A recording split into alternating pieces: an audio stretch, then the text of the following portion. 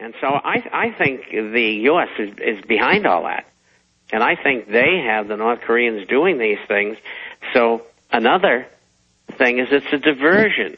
Let's everybody worry about San Francisco and L.A. getting hit with rockets, ICBMs, and at the same time, they'll forget about the horrid situation that's going on in the world economy. Well, exactly. In fact, if you look this number up, the last time I saw it, in fact, Google that for all the viewers out there at prisonplanet.tv and the radio listeners. Google, let's just show everybody, see if my memory's accurate. United States #1, don't try this headline. Majority of aid to North Korea comes from U.S. or U.S. #1 giver of aid to North Korea. That'll be the headline. U.S. #1 giver of aid. Because I know through the UN, the United States, last time I checked, was the #1 aid, not even China. And so that point you make has a lot of bearing. Well, they've done it before, and, most people don't know it, but if you understand how intelligence and counterintelligence works, it's a chess game. And they just move people around, they buy people. I quoted a new book, I forget the name of it, in tomorrow's issue, about the participation of Martin Bormann. And finally, this information is going to get out that Bormann was working for the West. And by the way, my dad, I'm on the treadmill 2 days ago in the garage at night. My dad comes over to drop my kids off because they've been over there for the day. Granddaddy comes over. He walks into the garage, and he says, look at this book, The Secret History of the CIA. Chapter 1 admits that Reinhard Gehlen was CIA, and so was Martin Bormann, and the whole thing was staged, and the West told Hitler to do all this and then pull the rug out from under him. I already knew that from German histories. That's why Hitler let everybody escape at Dunkirk. He thought he was supposed to attack the Soviets. He was told to do all this. IBM, Ford, General Motors built all his plants. My grandfathers weren't allowed to bomb that when they were flying in the Army Air Corps. We already knew all that, but now mainstream publishers are admitting this. Why do you think this is all coming out now, Bob? I don't think they can hold it in any longer. I think it's really a case of that. I knew all this about Bormann and many other things because I was hooked up with many people who were in German intelligence and counterintelligence during the war. Most of them were colonels or generals. And they would tell me about all these things. Of course, this was after the war was over and it was in the 1950s. But I really get filled in on it. And I've known about Bormann for 55 years, 50 years. You never talked about that here. Was that because of national security? They can't hold it in any longer. Yeah. Well, you're right, Bob. They can't hold it in any longer. But it's just so incredible that Hitler was created by the British and U.S. government on record. There's a book called Hitler at Versailles by Leon Degrelle. And Hitler was born at Versailles.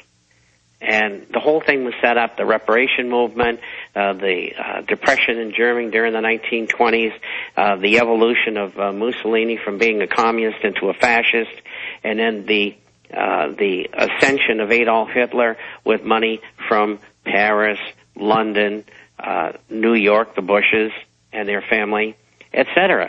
The whole thing was a setup. And all those people get killed for nothing. Well, that also came out in the McCormick-Dickstein Committee with Major General Smedley Butler of the Marine Corps. He was the only two-time Congressional Medal of Honor winner at that time. I think he still is. Most highly decorated in U.S. military history. I mean, a real Rambo. And of all these conflicts, he'd overthrown more than 14 countries for the United States and the banks. So they came to him in 1935 and said, we funded Hitler. We're going to have a fascist takeover here in the U.S. as well. That's when it could have gone both ways. He played along and then blew the whistle. And that was in the New York Times and everywhere else. It's in my film Martial Law.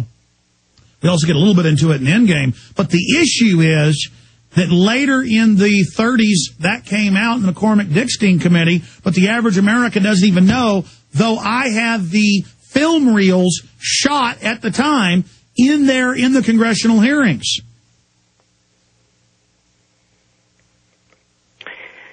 The more you dig, the worse it gets.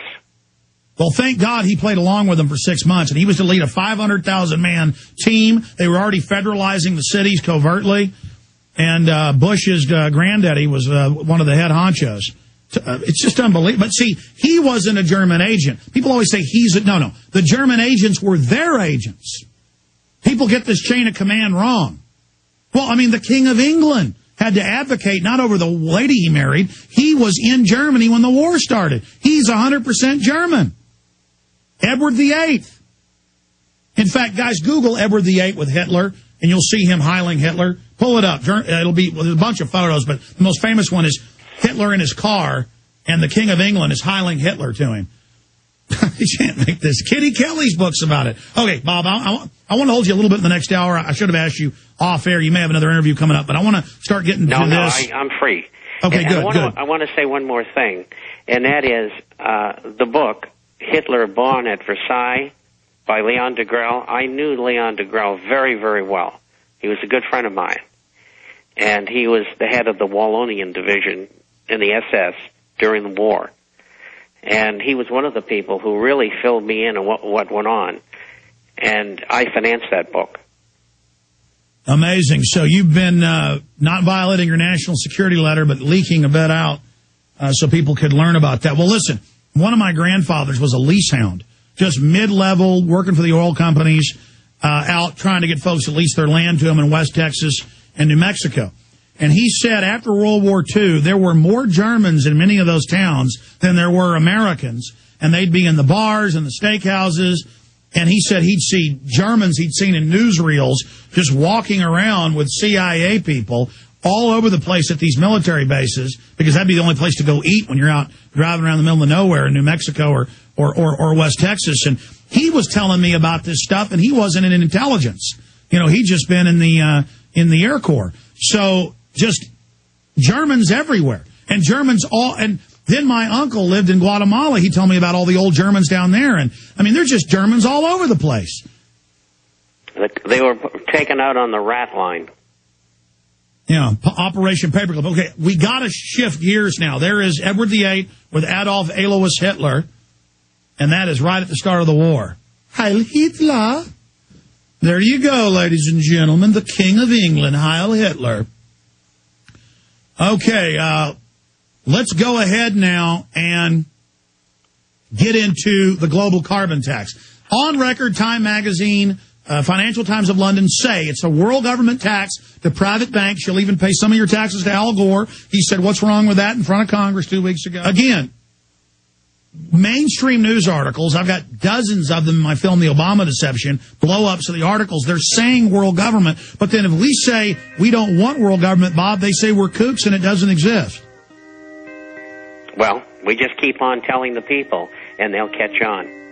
Absolutely. Folks, get the Obama Deception on DVD at Infowars.com today. Get this, have viewing parties, show it to everybody. It shows you this guy is the closer. He's the closer for the globalists to bring us into bankruptcy so the private bankers can own our butts. Get the Obama Deception at Infowars.com today. Finally in the news this evening, it's being reported that cyber spies from Russia and China have now penetrated our power grid. Even as energy experts are reporting that each summer we get closer and closer to the limits of our nation's power grid, some say that this summer's demand for electrical power may finally push the grid over its edge, creating a cascade of power outages across the country, putting us all in the dark. Are you prepared for the next round of storm-related outages or government-created blackouts? Have you ever thought about taking steps to get off the grid and generate your own private supply of electrical power? If so, this will be the most important information you have ever heard. Solar-powered generators are finally available. They have no moving parts to wear out or break and require absolutely no gas whatsoever. Remember, the government doesn't own the sun, so go to mysolarbackup.com. That's mysolarbackup.com. Check out mysolarbackup.com before you lose your power.